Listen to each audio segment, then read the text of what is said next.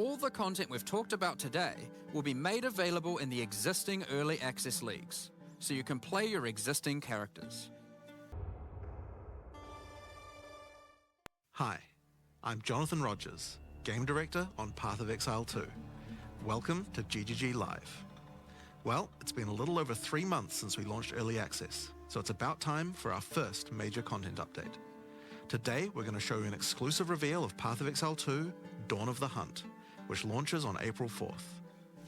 Twitch drops are enabled on today's livestream, so make sure you follow the instructions below in order to claim your Executioner's Guillotine finisher effect. Now in today's stream, we're going to take you on a deep dive into the new Dawn of the Hunt update. We'll cover a new class, 5 new Ascendancy classes, and huge expansions on character systems like unique items and support gems. After that, it's on to the endgame improvements, including changes to systems, a bunch of new encounters, and lots of other content. We're going to finish up today with a live Q&A session where Ziggy D will ask Path of Exile 2's game directors, myself and Mark, your questions from Twitch chat. Now we have a lot to cover today, so let's get started with a trailer for Path of Exile 2, Dawn of the Hunt. We Azmeri are guided by the spirit. It provides prey, shelter, even love. But for me, one day, all that were changed.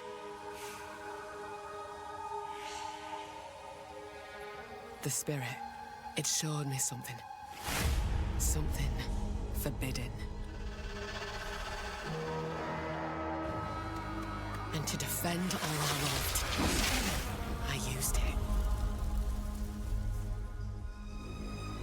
I lost everything that day. But fate weren't finished with me yet.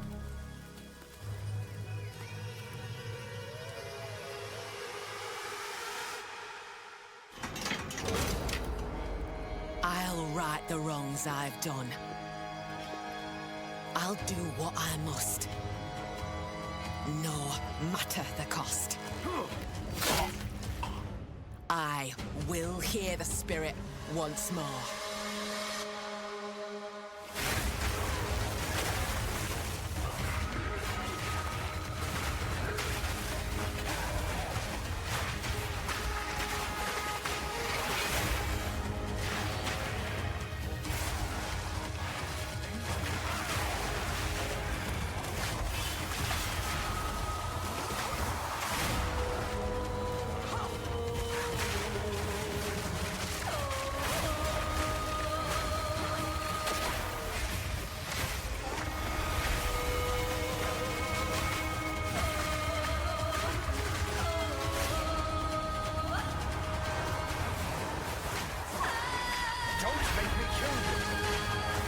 I shall bathe in your blood.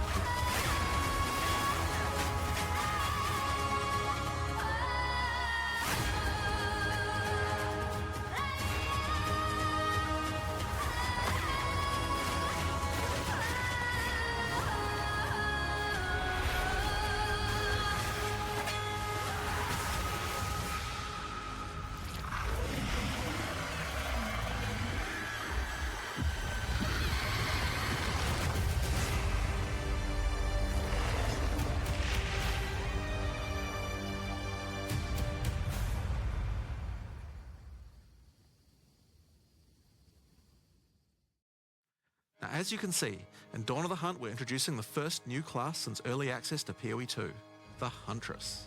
The Huntress is a spear-wielding Azmeri warrior, born into a society with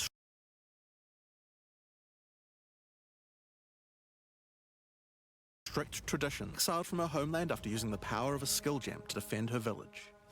As a dexterous spear user, she specializes in both melee and ranged combat, dashing into and out of battle. Spears have extended range and a short dash, but unlike other melee weapons, you can also throw them. In order to make a hybrid ranged and melee character work, we had to do a lot of thinking about ways to make it fun to both enter and exit melee range. The first skill you will get as a Huntress is Whirling Slash. As well as striking in a circle around you, this skill creates a whirlwind that blinds your enemies. Leaving the whirlwind will make it explode. The more Whirling Slash is used, the bigger the whirlwind, and the bigger the explosion. Once you're out of there, you'll want to follow up with something ranged. Whip your spear around to shoot twisters towards your foes. These twisters bounce off walls and can hit enemies multiple times. You can also throw twisters inside a whirlwind to shoot out extra tornadoes that do way more damage. In her offhand, the Huntress will usually want to hold a buckler, which allows you to do a new skill, parry. While holding down parry, your character will counterattack any incoming attack from monsters near you, stunning them. In addition, the monsters will take extra attack damage from your follow-up strike. Some specific skills are designed to be used after a parry and have extra effects. Disengage is a skill that does a quick jump back, damaging enemies in front of you, and it can be used to interrupt other actions, like dodge roll. If you use it against a parried enemy though, it causes an explosion and gives you a frenzy charge. Just be careful. If you parry too much, you're going to get stunned and possibly killed. You can combine this combo with Whirling Slash. Slash, parry, disengage, and you'll get an explosion from the disengage and the Whirling Slash. The Huntress also has a variety of elemental spear throw attacks. You could use Lightning Spear to bounce lightning between your foes. Or you could throw explosive spears into the ground. These spears take a while to detonate, but when they do, they'll incinerate anyone caught in the blast. All spear throws on the Huntress can also be empowered by frenzy charges. For example, explosive spears will do an even larger explosion and leave fire on the ground. And these empowered versions can activate even more combos. Using Whirling Slash over ground fire will suck it into the whirlwind, adding fire to the explosion. Using twisters inside a fire whirlwind will shoot out fire tornadoes as well. And you can do similar combos with ice and lightning too. Now, a key aspect of hunting is exhausting your foes by causing blood loss. This skill is Rake, which dashes towards your target and unleashes a deadly slash, opening up wounds on your enemies. Follow up with Disengage and watch them bleed out as they run towards you. On the health bar of monsters, you can see how much blood loss the enemy has experienced, and the Huntress has skills to take advantage of this. For example, using Blood Hunt will thrust forward and cause a bloody explosion. The more blood loss, the bigger the explosion. If you want to cause bigger bleeds, try out Rapid Assault. The final hit of this multi-hit combo will stick a spear into your enemy for a big bleed. Now, Explosive Spear and Rapid Assault both result in leaving spears behind, either in the ground or in enemies. But there are other skills that leave spears around too, like Storm Lance, that leaves an electrical spear that arcs towards enemies. But what can you do with all these spears? Detonate them, of course. Thunderous Leap will allow you to jump onto and explode any spears either in the ground or in your enemies. Now, as well as hunting animals, the Huntress also has the ability to work with them. While fighting any beast, you have the ability to tame it and use it as a companion. You can only have one companion at a time, but it will keep the mods that were on it. Try to find a rare beast with good mods to take full advantage of your ability to tame them. Now, this is just the beginning of the Huntress. We've really tried to make the hybrid ranged and melee gameplay work for this class by having a huge amount of synergy between ranged and melee options. There are 22 new skills available for the Huntress. By endgame, you'll be slinging hundreds of insanely powerful spears, sending forth spirit animals and summoning the might of Solaris from the sky. But we still haven't talked about Ascendancy classes yet. What can the Huntress ascend into? Well, the first Ascension class you could choose is the Ritualist. The Ritualist has embraced the darker side of Azmerian traditions by harnessing the power of animal sacrifice and plague. The Corrupted Life Force skill causes all enemies around you to grow volatile blood boils on their skin. When those enemies are slain, the boils will burst, spreading corrupted blood to all enemies around them. The Ritualist also excels in taking advantage of magical trinkets. The Unfurled Finger skill allows you to equip an additional ring on a finger around your neck. Taking Mystic Attunement increases the bonuses of all the rings and amulets you have equipped.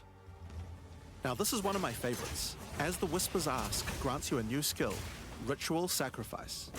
Use the skill on the corpses of slain rare monsters to absorb the power in their blood to give you one of their modifiers for a short time. Specialize further into Ritualistic Sacrifice with As the Whispers Demand, which allows you to perform that skill on yourself instead of a corpse. Cut your own hand, sacrificing some of your own blood to empower yourself. The Amazon Ascension is for those looking to hunt more than just beasts. Trained as an elite guard to the most important Azmeri elders, the Amazon will use more traditional fighting techniques mastered to perfection.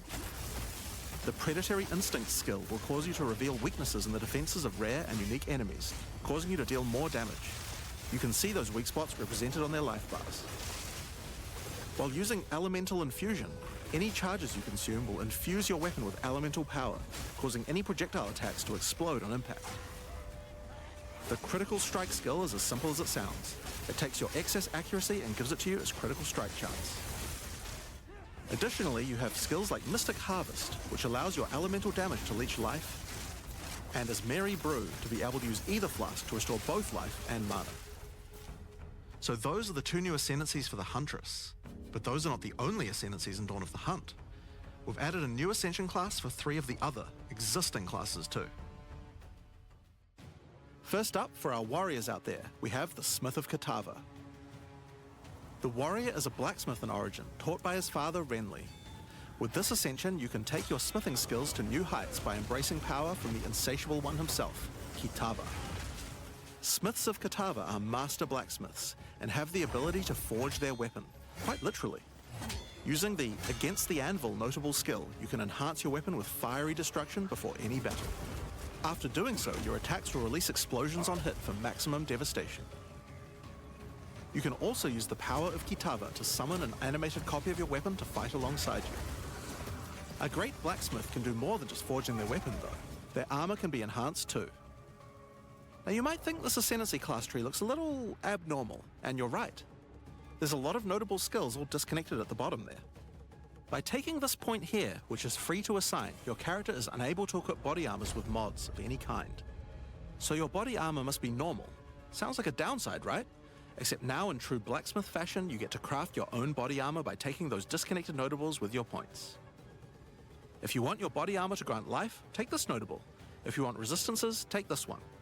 There's so many choices. Think of it like you're crafting your own body armor, just in a more literal sense. Now, let's move on to those who prefer the reassuring feel of a crossbow in their hands, the Mercenary. Alongside the existing Ascension classes, the Gemling Legionnaire and the Witch Hunter, you can now play as the Tactician. The Tactician is a former Blackguard elite. Free from the duties of a Blackguard, he is able to use his training to decimate the monsters of Rayclast and earn a healthy income doing so. This training comes in the form of various skills like Suppressing Fire, which causes all projectiles to pin enemies. When combined with the Right Where We Want Them notable, your pin not only stops your enemies from moving, but stops them from performing actions too, similar to freeze. With a soldier's training, the Tactician also works well cooperatively. Using the Whoever Pays Best notable, you can place multiple banners at once. The Watch How We Do It skill gives a portion of your weapon's damage to your allies as well. But if that isn't enough, you can also command your army of off-screen archers to unleash hell and carpet an entire area with arrows. Finally, Witch players will be able to join their legions by becoming undead themselves. In Dawn of the Hunt, we're introducing the Lich Ascension class. The Lich is a master of chaos and curses and could sacrifice her life to enhance her energy shield. The Crystalline Phylactery skill allows you to nominate a jewel in which to contain part of your soul, massively increasing its power. There's just one downside to splitting your soul this way though. If you have no energy shield, your mana costs will shoot up. The Necromantic Conduit skill causes you and allies in your presence to have unholy might, granting extra damage as chaos damage. Rupture the Soul makes enemies you curse explode with chaos damage when slain. Dominion over Flesh allows you to apply an additional curse. It's safe to say you'll be the true master of the occult by choosing the Lich class. So Dawn of the Hunt has the Huntress and 5 new Ascension classes, but it doesn't end there. Let's take a look at some of the new skills we've added. Now you may remember we've previously talked about the Raised Spectre skill. It's finally complete, and it will be made available in the upcoming expansion. It can be found in the occult skills on the skill gem crafting panel. Raised Spectre is a skill that allows you to trap the soul of almost any monster in the game, which you can then summon in the skill panel. Spectres cost spirit and will revive automatically if they die, but the spirit cost varies based on the power of the monster. You could summon an army of weaker monsters, or a few of the more powerful monsters. You can combine them with your existing skeleton minions, or summon exclusively specters. It's all up to you and how you want to customize your army of the undead. Given that there are hundreds upon hundreds of monster variants in Path of Exile 2, it's safe to say you'll be experimenting with this one for a while. We look forward to seeing which monsters serve you best. Now let's move on to our next skill. Since we've been talking about summoning undead so much, let's have a change of pace and summon something a little more alive. In Dawn of the Hunt, we're adding the Summon Rower skill. Summon your friendly rower to aid you in combat as a minion. You can also mount your rower in combat at any time, allowing you to move at full speed even while shooting arrows or throwing spears. Be wary though, if you take too much damage while riding your mount, you can be knocked off and get overwhelmed. It's worth keeping an eye on your stagger bar, as falling off the mount can mean almost certain death. On the topic of new ways to enhance your character, let's talk about support gems. Support gems are used to modify your skill gems in meaningful and interesting ways. Currently, we feel that a lot of builds have insufficient options here. To alleviate this, we're adding over 100 new support gems. Hema crystals will enable a new kind of bleed build, turning the damage over time you would have done into explosive Vile crystals. Alignment is a support gem for bow attacks, which can reward skilled players with good positional skills. Caltrops will allow you to litter the battlefield with hazards, slowing your foes as you fling spears through their ranks. But there's plenty more for every playstyle, such as Enormity, Unsteady Tempo,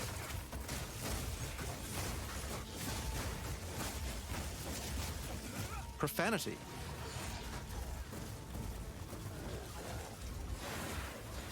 Retaliate,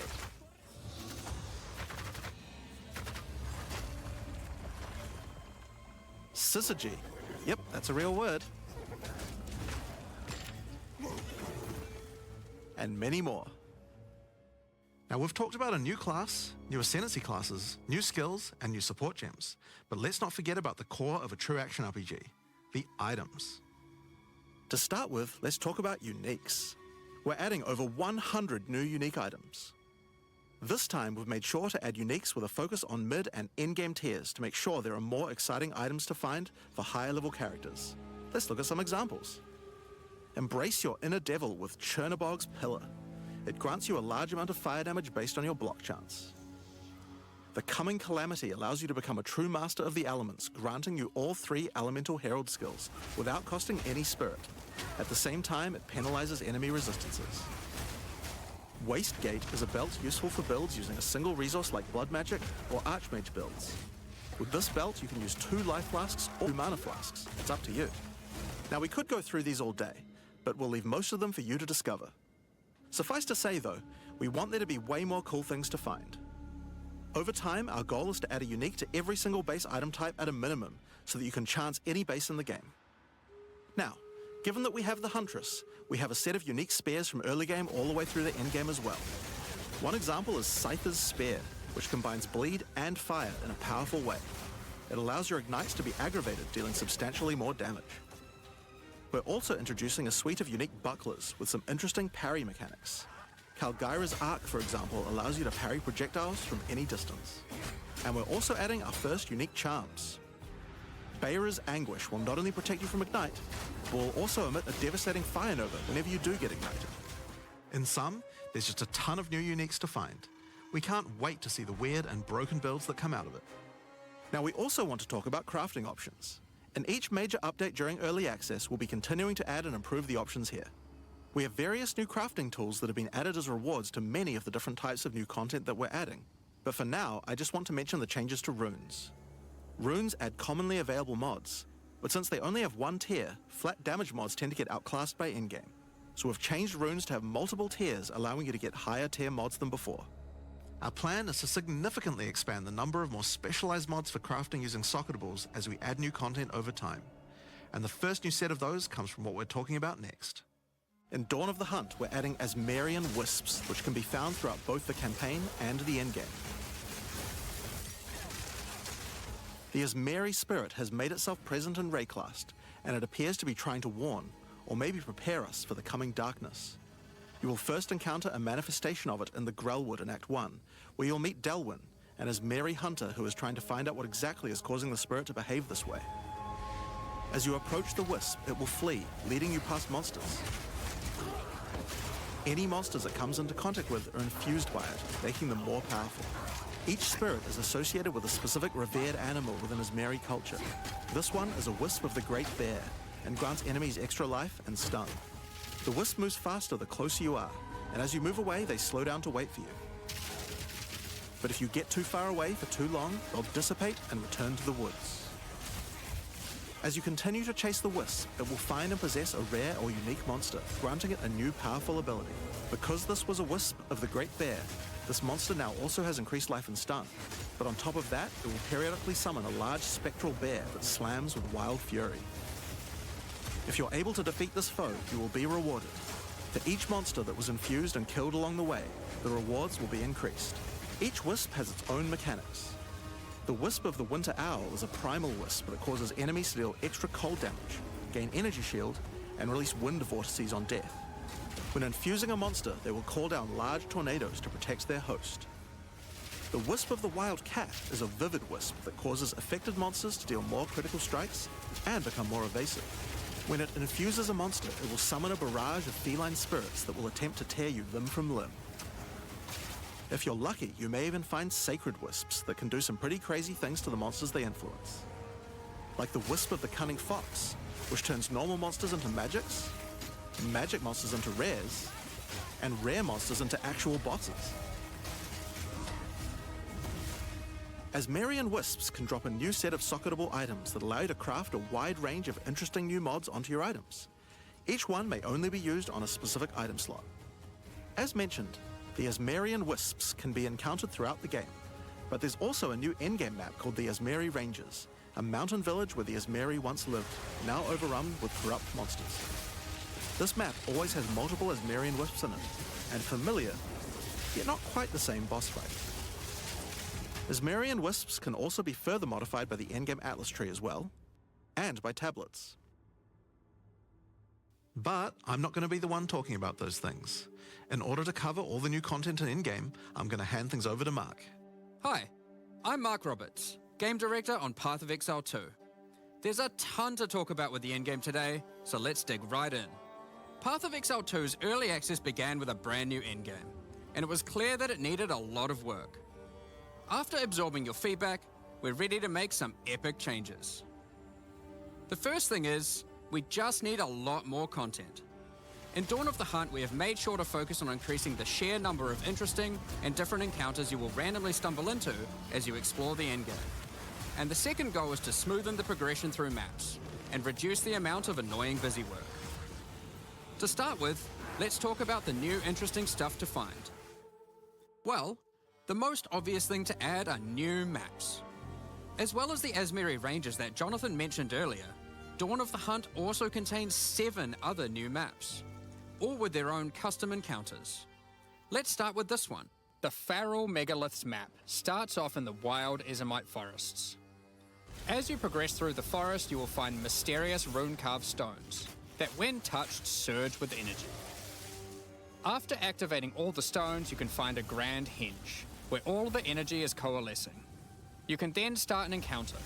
The area darkens, a storm moves in, and a concentration of energy summons a dangerous boss.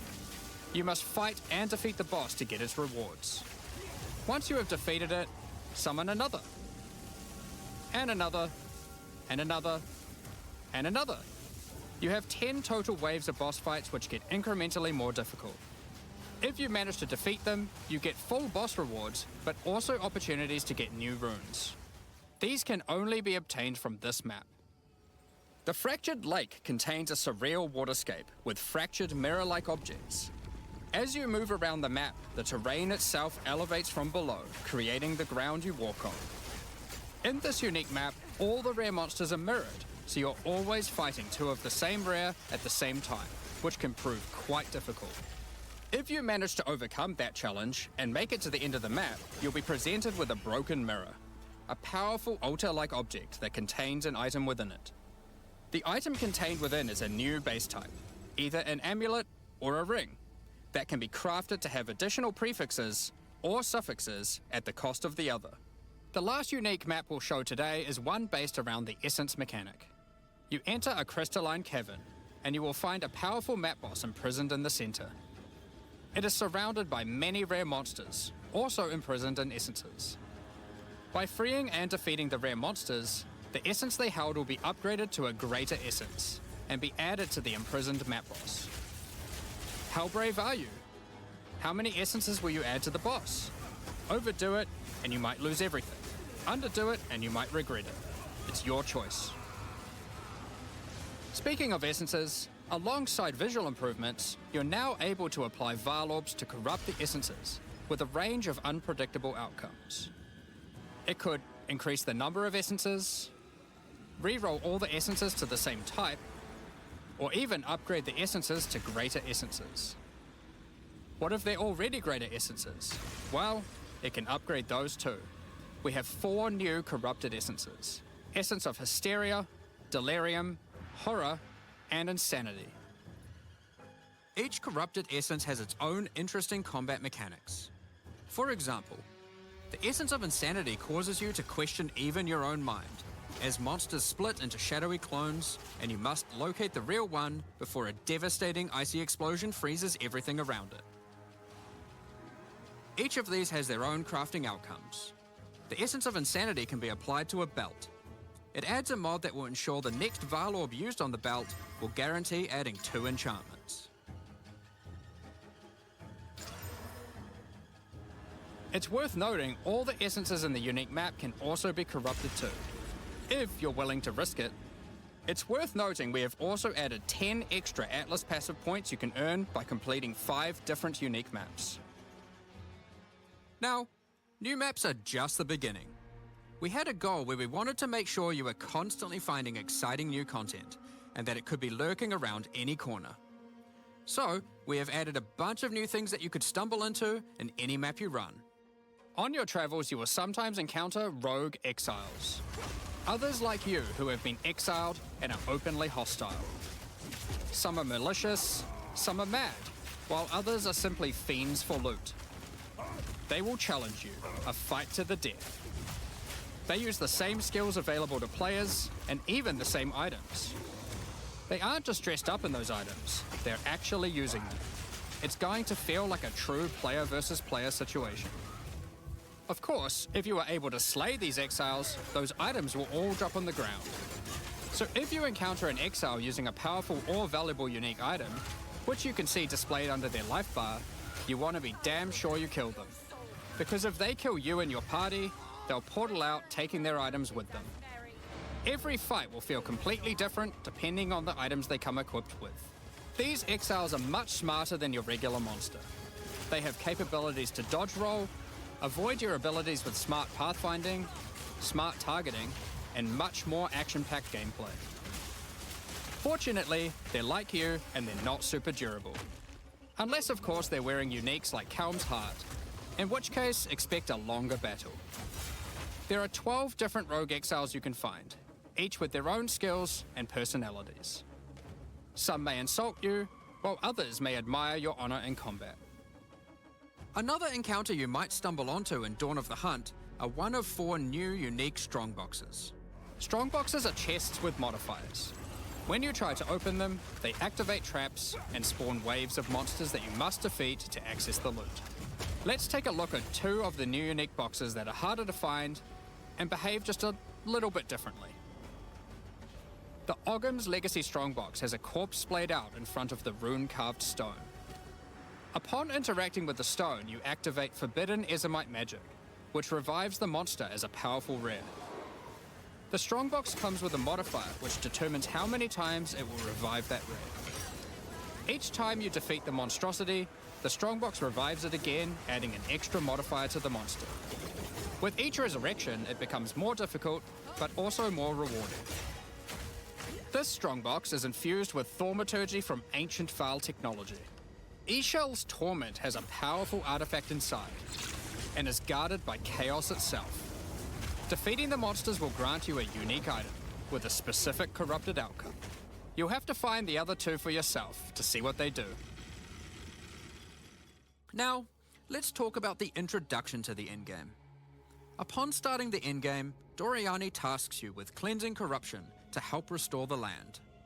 However, in practice, the quest objective just sent you on a grind to clear 15 maps. We wanted to make the quest to unlock your Atlas passives much more interesting. Now, Doriani is tasking you with a more specific objective. On the Atlas, you will find areas of corruption caused by the beast.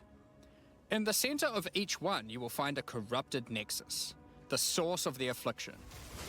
In the areas leading up to the nexus, you will notice that corruption spills out from slain enemies and amalgamates into powerful monsters. Corrupted maps existed on the Atlas before, but we've done significant work on improving these monsters. We've also done a full pass on the modifiers on these maps to make them more interesting and more rewarding.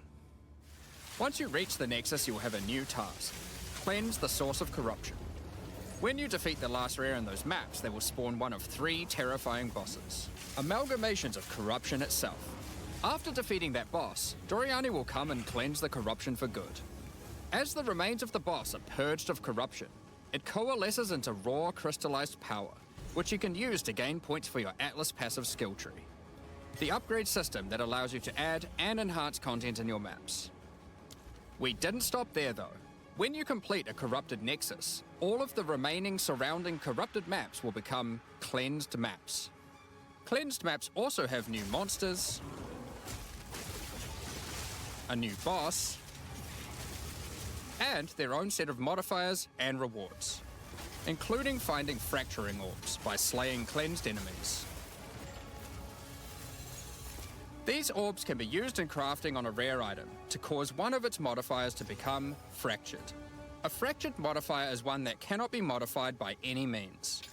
You are able to freely modify the item, ensuring the fractured modifier will never change. If you get the right item with the right mod, it can prove to be a very powerful crafting base indeed. You must now choose. Do you complete all the corrupted maps and then the Nexus? Or maybe you beeline to the Nexus, complete it, and do all the remaining maps cleansed. Both have rewards to entice you and challenges to assess. Now, let's have a talk about towers. One thing we've had a lot of feedback on is the busy work around running towers and managing your tablets. The first change we've made here is that we have reduced the number of towers drastically, so there are now 1/3 as many as before, but we've made them much more powerful.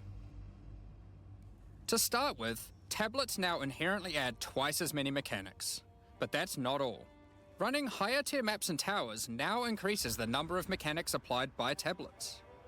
By tier 15, the bonus is double, allowing a single tablet to now add 4 times as many mechanics as before. So, we're running far fewer towers, dealing with fewer tablets, and affecting even more maps than before.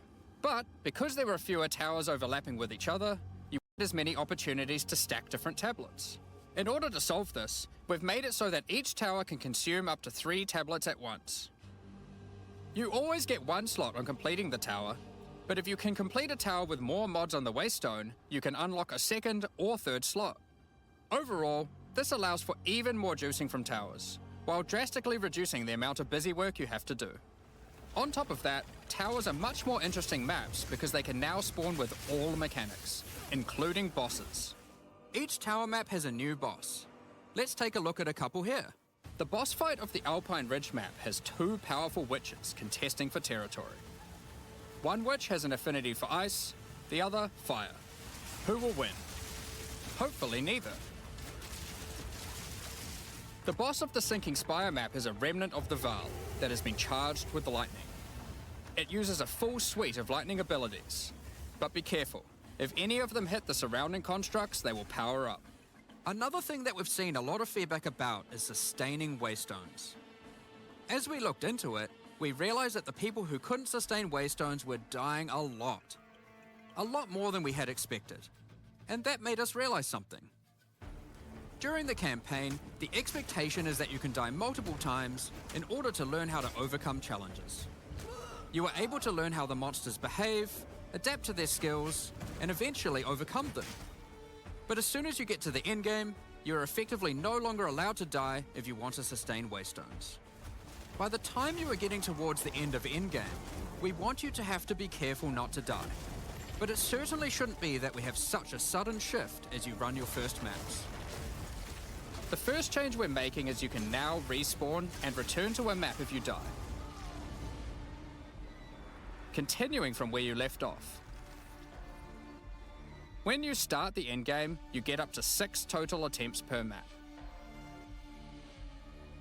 As you add more modifiers to a waystone, the number of respawns goes down. This means that as you get to the point that you're running every waystone as a rare, you will have to be more careful. In parties, everyone gets to respawn that number of times. But we still think it's important that you can kill a boss in one go. In order to allow that to happen, we've made a change so that once you start the boss fight, it changes over to the same respawning system we use for pinnacle bosses. This means that the map owner can choose to respawn everyone at the same time. Another complaint we've seen a lot of is players not wanting to do the pinnacle content because of the experience penalty from dying. A change we've made here is that all pinnacle content now no longer grants experience, but also no longer removes experience on death either. Dawn of the Hunt also brings the first batch of Twilight Order Reliquery Keys from the early access supporter packs. These keys contain items selected by our supporters. They can contain any unique item found in Path of Exile 2. If the selected item is a pinnacle boss drop, then only special keys dropped by this content will be able to provide these items. For example, Hand of Wisdom in action can only come from a key dropped by Zesht. We're also making a change that allows pinnacle boss uniques to drop at any difficulty. Rarer uniques will be rarer at lower difficulties, but still possible to find. This applies to the drop chances for the Reliquery Keys from this content as well. We spoke about towers and tablets earlier, but we have also added a suite of unique tablets. Each of these adds crazy interactions to the maps influenced by it. For example, this unique tablet allows you to run any map in a tower's radius without requiring connections, which can be quite useful for jumping gaps and traveling around your atlas. And this tablet causes all runic monsters spawned during expedition encounters to be duplicated, and weakens all expedition monsters that emerge from the ground. The Atlas tree has also been expanded, and you can find many of the new mechanics there, and improvements to existing ones too. Now through this livestream we have mentioned quite a few new crafting options that we've added. New runes, corrupted essences, fractured mods and jewelry crafting bases. But we did have just one more crafting system to talk about. Recombination. Expedition was the only in-game mechanic that was lacking a crafting system, so that needed to change. Recombination is a mechanic that might be familiar to some players. It allows you to merge 2 items together, hoping to get the best elements of each on a single new item. This new crafting bench will be unlocked as you complete your first expedition, and requires artifacts found during expeditions to fuel it. The rarer the mods on the item you are combining, the more expensive the cost. That wraps up all the major in-game changes we're talking about today. With all the system changes and new content, we can't wait to get in there, start blasting maps, and obliterating monsters. There is one more thing we wanted to clarify before we move on, which is that all the content we've talked about today will be made available in the existing early access leagues, so you can play your existing characters. However, there will be new leagues made for those who wish to start in a fresh economy. It is recommended to start over and get the full new experience in the Dawn of the Hunt leagues. For all our existing early access players, we're really looking forward to joining you playing in this new update. For those who don't already have access and are interested in playing Path of Exile 2, Dawn of the Hunt, you are able to at any time purchase an early access supporter pack at www.pathofexile2.com. Additionally, the Paladin and Penance supporter packs are now available to purchase in Path of Exile 2 and contain 6 microtransactions each and the full pack's face value in points. All the microtransactions contained within these packs are purely cosmetic and do not affect your character's power or progression in any way. Thank you so much for your ongoing support. We're just about to start the Q&A with Ziggy D.